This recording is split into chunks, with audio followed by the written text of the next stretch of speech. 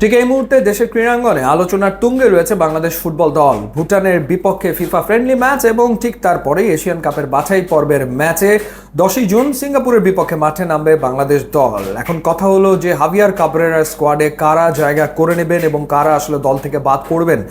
নিশ্চিতভাবে গোটা তিনে পরিবর্তন তো আসতে চলেছে এবং দিন তিনেকের ভেতরে দল ঘোষণা করা হবে লিগ শেষ হওয়ার সাথে সাথে, এমনটাই শোনা যাচ্ছে।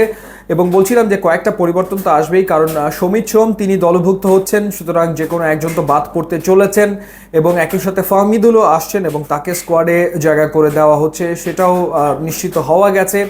এখন দেখার ব্যাপার যে হাভিয়ার কাবরেরা তিনি আসলে প্রাথমিক স্কোয়াড ঘোষণা করেন নাকি একবারে 23 সদস্যের স্কোয়াড তিনি দিয়ে দেন। ভারতের বিপক্ষে 23 সদস্যের স্কোয়াডের কথা নিশ্চয়ই আপনাদের খেয়াল আছে। সেখানে গোলরক্ষক হিসেবে ছিলেন মিতুল মার্মা, সুজন হোসেন, মেহেদী হাসান, শ্রাবণ। প্রবাবলি এবারও তিনজনই থাকবেন, যদিও আনিসুর রহমান জিকোর নামও অনেক আলোচনা হয়, এখনও ইনফ্যাক্ট হচ্ছে, তিনি শেষমেশ জায়গা পাবেন কিনা কে জানে। ডিফেন্ডার হিসেবে ছিলেন শাকিল আহাদ, রহমত মিয়া, তারিক কাজী, তপু বর্মন, সাদউদ্দিন, ইসা ফয়সাল, শাকিল হোসেন।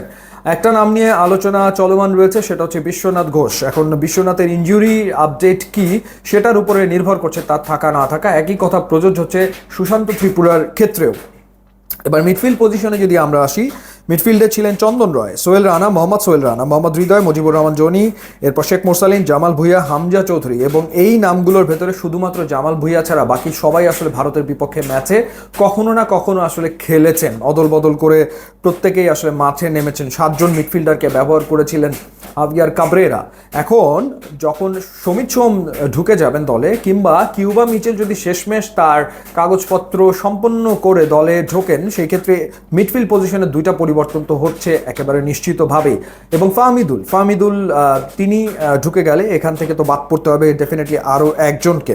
তো সেই জায়গাটাতে চন্দন রয়ের পারফরমেন্স খুব একটা আপ টু দ্য মার্ক আসলে ছিল না, এবং মুজিবুর রহমান জনির performance up to the mark definitely ছিল না। তো সেই ক্ষেত্রে এই দুজন কার পারফরমেন্স আসলে আপ টু দ্য মার্ক ছিল? পরবর্তী সময়ে সোহেল রানা দুজন নেমেছেন, তারা এভারেজ পারফর্ম করেছেন, এমন না খুব আহামরি তারা পারফর্ম আসলে করেছিলেন। তো দেখার ব্যাপার যে আসলে শেষমেশ কারা মিডফিল্ডে জায়গাটা পান।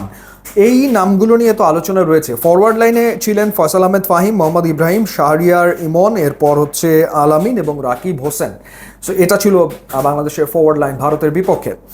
এছাড়া আন্ডার 19 টিমে পারফর্ম করা একজনের ব্যাপারে টিম ম্যানেজমেন্টের দায়িত্বে থাকা কয়েকজন বেশ আগ্রহী। তিনি হচ্ছেন মোর্শেদ আলী। অনেকেই চাইছেন মোর্শেদ আলীকে ন্যাশনাল টিমের স্কোয়াডে অন্তত জায়গা করে দিতে, তাকে খেলানো হোক বা না হোক, সে যেন ন্যাশনাল টিমের সাথে থাকে। কিংবা ক্যাপ্টেন ফয়সাল যিনি ছিলেন, প্রত্যেক ম্যাচেই যিনি গোল করেছেন, যদিও আনফর্চুনেটলি ভারতের বিপক্ষে ফাইনালে তিনি আসলে টাই ব্রেকারে পেনাল্টি মিস করেন, তার ব্যাপারেও আসলে একরকমের আলোচনা রয়েছে।